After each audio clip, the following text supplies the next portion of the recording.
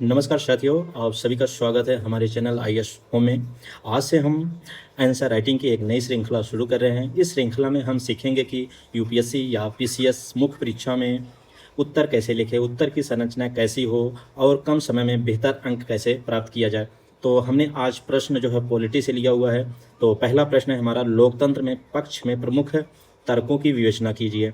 ठीक है, तो इस प्रश्न को पहले हमें देखिए बार बार प्रश्न को समझना चाहिए कि प्रश्न का डिमांड क्या है, प्रश्न किस एरिया में है। ठीक है, तो इसमें देखिए लोकतंत्र एक मेन हो गया और लोकतंत्र में उसमें प्रमुख तर्क क्या है उसके बारे में, जैसे आपके हैं, जैसे कोई बात विवाद हो गया, ठीक है, तो उसमें आपके जो पक्ष हैं उसके प्रमुख तर्क क्या है उसी के बारे में जो है आंसर लिखना। तो यहाँ पर लोकतंत्र है आपकी जगह, तो मुख्य शब्द क्या है, लोकतंत्र है। निर्देश शब्द क्या है, लास्ट में क्या, विवेचना करना है। और इसकी प्रश्न का डिमांड क्या है, लोकतंत्र के पक्ष में तर्क बताने की।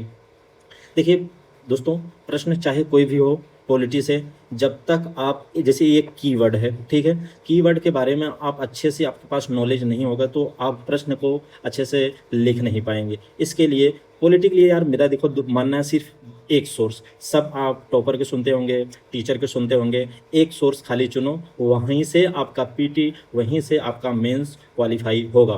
तो मैं मानता हूं और सभी आप सुने भी होंगे, पॉलिटी के लिए जो होता है एक सोर्स एनसीईआरटी और जो है एक रेफरेंस बुक में एम लक्ष्मीकांत को भी ले सकते हो, या जो अच्छे राइटर हैं, जो आपको अच्छे राइटर लगते हैं किसी और, मैं आपको एम लक्ष्मीकांत से बेटर एक जो है मेंस के लिए, और उसमें आपका पीटी भी जो है वो पाएगा, जो है राजेश मिश्रा सर की बुक है। वो मार्केट में 400-500 में मिल जाती है, वही जितने में एम लक्ष्मीकांत मिलती है उतने में वही बुक आती है। प्लीज़ उस बुक को आप जब मार्केट से परचेस करने से पहले उसको खुद आप चैप्टर को पढ़िएगा, खुद ही आपको पता चल जाएगा कि कौन बेटर है, एम लक्ष्मीकांत बेटर है कि राजेश मिश्रा सर की जो है वो बुक बेटर है। और आपके ऊपर है, जो है एम लक्ष्मीकांत भी बेटर है, वहाँ से भी आप पढ़ सकते हैं। तो हम सबसे पहले आइए इस प्रश्न को जो है समझते हैं। देखिए लोकतंत्र, अगर इसका आप इंट्रो लिखना है तो क्लास 9 की पॉलिटी उठा लीजिए, वहाँ से वहाँ बहुत ही बढ़िया लोकतंत्र के बारे में समझाया गया, क्या क्या प्रमुख तर्क हैं।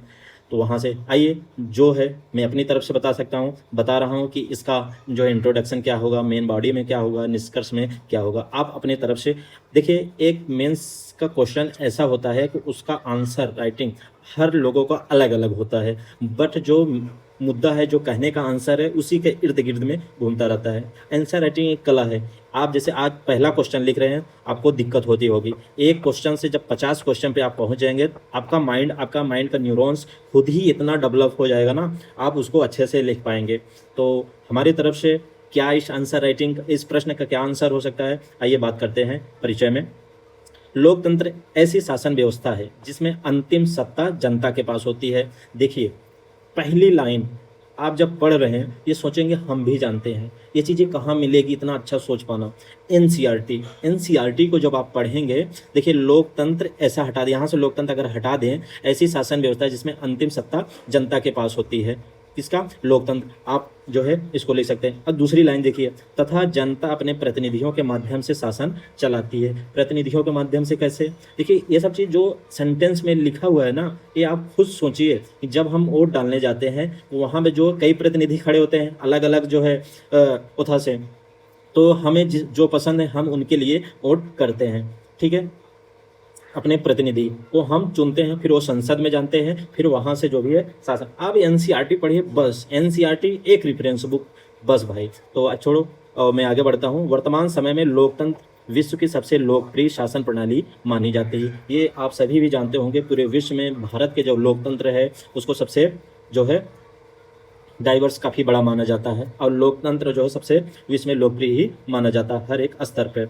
आइए मेन बॉडी में, मुख्य भाग में हम क्या लिख सकते हैं उसके बारे में देखते हैं। जैसे आप हेडिंग डाल के इसको ऐसे घेरा बना दीजिए, लोकतंत्र में जो है पक्ष में तर्क, या फिर आप ऐसे गोला बना के लोकतंत्र के पक्ष में तर्क, आप इसको ऐसे ऐसे ऐसे ऐसे करके इसको हर तरह से जो है आप कर सकते हैं।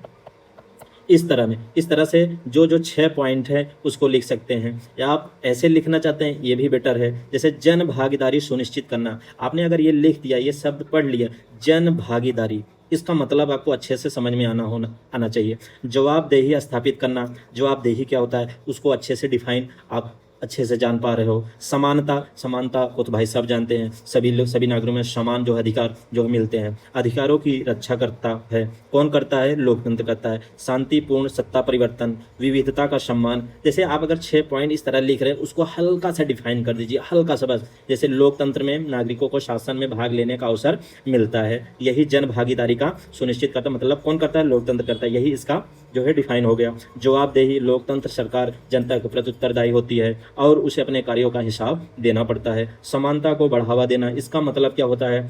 लोकतंत्र में सभी नागरिकों को समान राजनीतिक अधिकार प्रदान करता है, जैसे मताधिकार, चुनाव लड़ने का अधिकार आदि।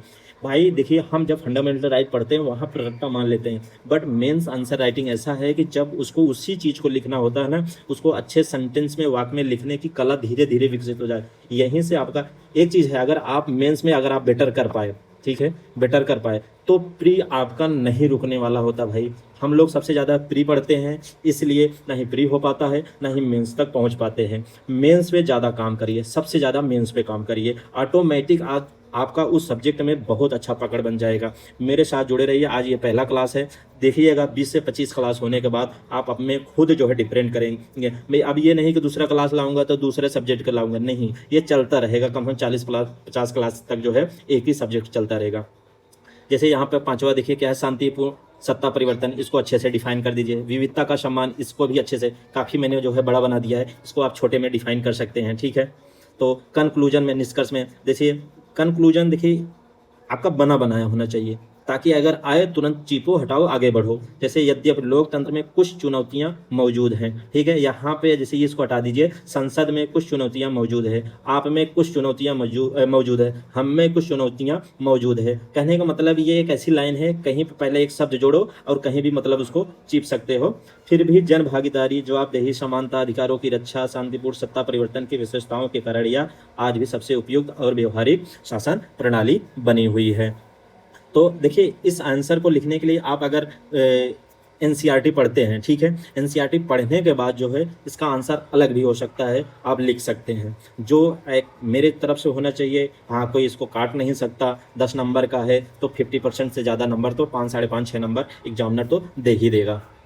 तो दोस्तों, अगर वीडियो पसंद आया हो तो प्लीज़ चैनल को जो है सब्सक्राइब कर लो और नोटिफिकेशन को ऑन कर लो, ताकि जब भी हमारा ये जो है वीडियो आपके पास जो है लिंक पहुंच जाए। और वीडियो अच्छा लगा तो दूसरों को शेयर भी करें और लाइक करें, सब्सक्राइब करें। मिलते हैं दूसरे वीडियो में और आंसर राइटिंग के लेकर जो है दूसरा क्लास, दूसरे प्रश्न में। थैंक यू दोस्तों।